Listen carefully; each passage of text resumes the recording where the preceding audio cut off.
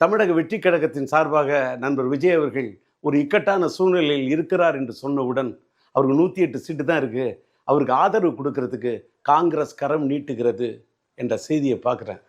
இன்னைக்கு திமுக ஃபீல் பண்ணுத இதே காங்கிரஸ் தானே அன்னைக்கு என்னுடைய ஈழ தமிழர்களுக்கு துரோகம் பண்ணாங்க. அப்பாவி தமிழர்களை கொன்று குவித்து சிங்கள ராணுவத்துக்கு துணை போனாங்களே எப்படி? என்னுடைய தொப்புள் கொடி பந்தங்களுக்கு அந்த துயரத்தை அள்ளி கொடுத்தாங்களே எப்படி?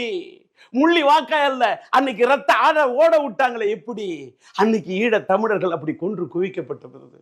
அப்பாவி தமிழர்கள் அன்றைக்கு ஈழத்திலே தங்களை இழந்த போது எனக்கு எப்படி வலிச்சிருக்கும், அன்னைக்கு எனக்கு எப்படி துடிச்சிருக்கும். என் ஈழ தமிழர்கள் மீது அவன் போட்டான் வேட்டு. சிங்களரோட இந்த காங்கிரஸ் வச்சது கூட்டு. இன்னைக்கு பாத்தீங்களா திமுகவோட வச்சது கூட்டு.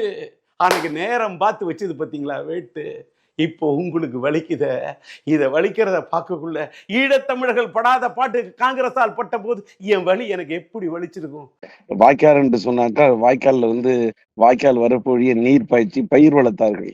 இவர்கள் முள்ளி வாய்க்காலில் எங்கள் இனத்தின் ரத்தத்தையும் செந்நீரையும் பாய்ச்சி எங்களுடைய உயிரை பறித்திருக்கிறார்கள். இது ஒரு துக்க தினம், இது ஒரு கருப்பு தினம். இந்த தினம் எங்களை ரணமாக்கிய ஒரு தினம். எங்களுடைய இதயத்தை ஒரு கல்வெட்டுகளால் பிடிச்சு விட்டாங்க.